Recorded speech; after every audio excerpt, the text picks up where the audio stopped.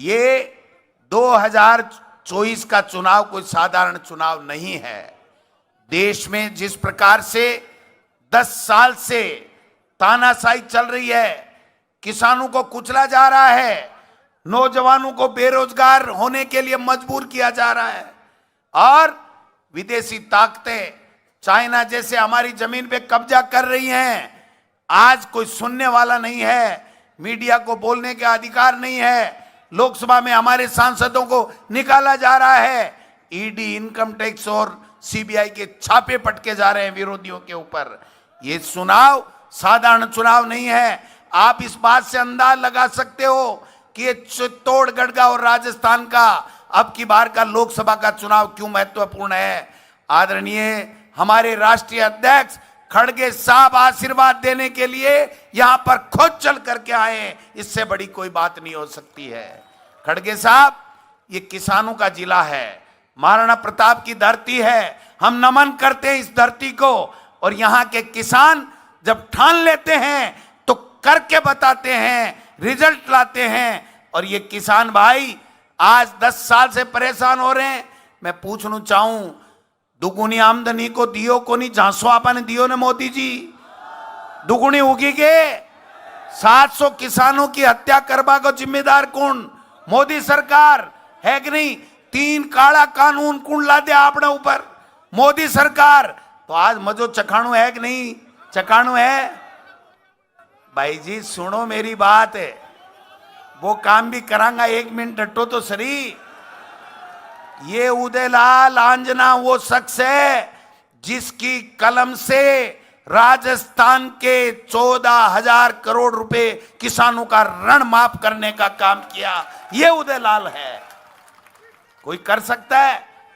मोदी जी ने उत्तर प्रदेश में इससे पहले जब चुनाव हुए कहा था कि भारतीय जनता पार्टी की सरकार बना तो मैं किसानों का कर्जा माफ कर दूंगा।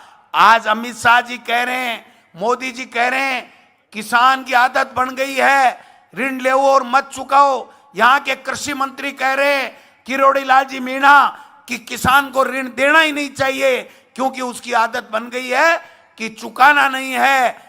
मैं समझता हूं ऐसे लोगों को सबक सिखाने का समय आ गया है। भाइयों, नौजवान साथियों, कहां है 10 करोड़?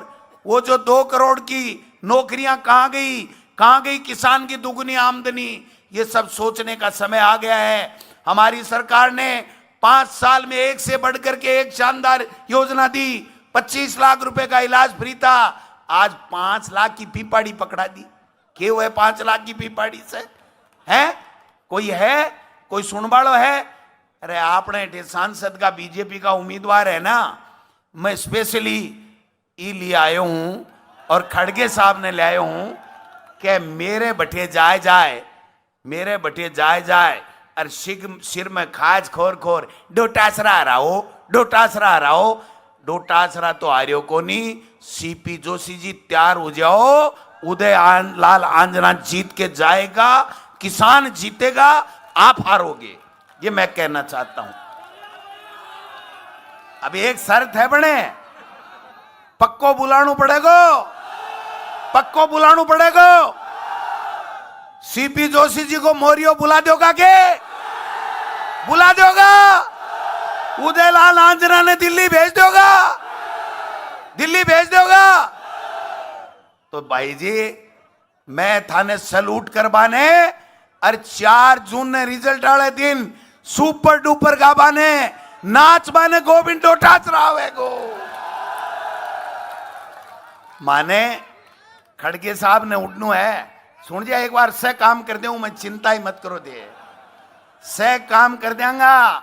लेकिन है सीपी जोशी जी मेरे लक्ष्मणगढ़ में जाए और बैठे है जी कर रहे हैं नहीं यहाँ।